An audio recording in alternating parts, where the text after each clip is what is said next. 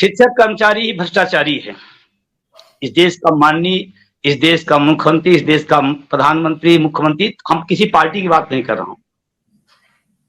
शायद इस देश में कोई राजनीतिक करप्शन नहीं हुआ है, आप उसका नाम नहीं लिए।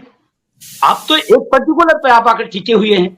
मैं नहीं कहता हूं मैं 100% सही हूं, और ये काम सरकारों का है। जो गलत हो, मेरे वर्ग का हो, किसी का, वो काम सरकार करे, उसमें कोई आपत्ति नहीं मुझे। लेकिन एक के नाम पर सबको आप कह देना, इस पर मुझे घोर आपत्ति है, पहली चीज तो। और दूसरा जो आपने कहा कि कितने % लोग पर ये जा रहा है, मैं फिर एक बार कह रहा हूं, हम अगर पूरे देश का 1% है तो पूरे देश का टैक्स का पैसा सबसे ज्यादा जिन पर जा रहा है, उनकी हमसे भी कम आबादी है। आपने उस पर कभी आपत्ति की? आपने कभी उस पर लेख लिखा? आपने उस पर अपनी प्रतिक्रिया व्यक्त की? मुझे आप इसका जवाब देंगे, उसके बाद मैं आपको जवाब दूंगा। मैं आपसे जानना चाहता हूं, इस देश पर चुनावी बांड पर आपने कभी लिखा? जो आप चुनावी बांड आया है उस पर आपने कभी प्रतिक्रिया दी? इस देश का सबसे बड़ा धोखा चुनावी बांड है। ब्लैक को हाइड करने का सुंदर तरीका है।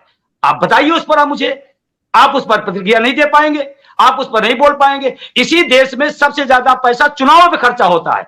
एक एक दिन की रैलियों में करोड़ों करोड़ों रुपए खर्च होता है, उस पर विकास नहीं रुक जाता है, उससे आपत्ति आपको नहीं होती है, उस पर आपको चैलेंज नहीं आता है। मुझे आप बताइए उसका।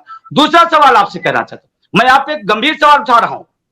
अगर आप ईमानदारी से निष्पक्ष राजनीतिक विश्लेषक हैं, तो मैं आप सब चैनल के माध्यम से कहना चाहता हूं, किसी राजनीतिक पार्टी का कोई मुख्यमंत्री हो, मैं किसी पार्टी की बात नहीं कर रहा हूं, मुख्यमंत्री और प्रधानमंत्री, एज ए प्रधानमंत्री, एज मेरे टैक्स के पैसे से, सरकार के पैसे से अपनी पार्टी का प्रचार नहीं करना जाना चाहिए। यह भी एक गंभीर सवाल है। ये आपको नया मैं आपको बता रहा हूं, पूरे चैनल को मैं बता रहा हूं। आप पार्टी का प्रचार करने जा रहे हैं ना, चाहे प्रधानमंत्री हो, मुख्यमंत्री, किसी पार्टी का है, आप पार्टी फंस जाइए। आप टैक्स के पैसे से क्यों जा रहे हैं? मेरा भी खून पसीना उस टैक्स के पैसे में है। आपने आपत्ति नहीं की। एक पुरानी पेंशन पे क्या बात होने लगी, ट्रेन रुक जाएगी, हवाएं रुक जाएंगी, गंगा का बहना रुक जाएगा, पहाड़ों का झरना रुक जाएगा। ये पूरे देश के अंदर क्या व्यवस्था चलाई जा रही है?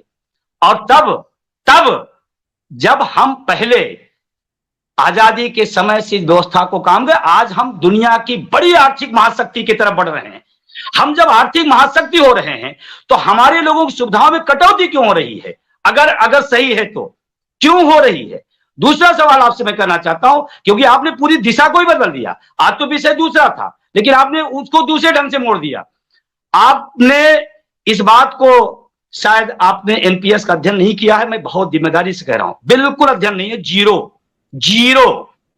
और अगर आपको लगता है कि मैं झूठ बोल रहा हूं, मेरे आंकड़े झूठ बोल रहे हैं, 1 नहीं, 2 नहीं, 10 नहीं, 20 नहीं, सैकड़ों उदाहरण आपके सामने लाइव खड़ा कर सकता हूं कि ये भैया अभी रिटायर हुए हैं, ये सफाई कर्मचारी, इनको 1100 रुपए मिल रहा है। ये मैं नहीं कह रहा हूं, मेरे पास कोई एजेंसी नहीं है, मेरे पास कोई आंकड़ा नहीं है,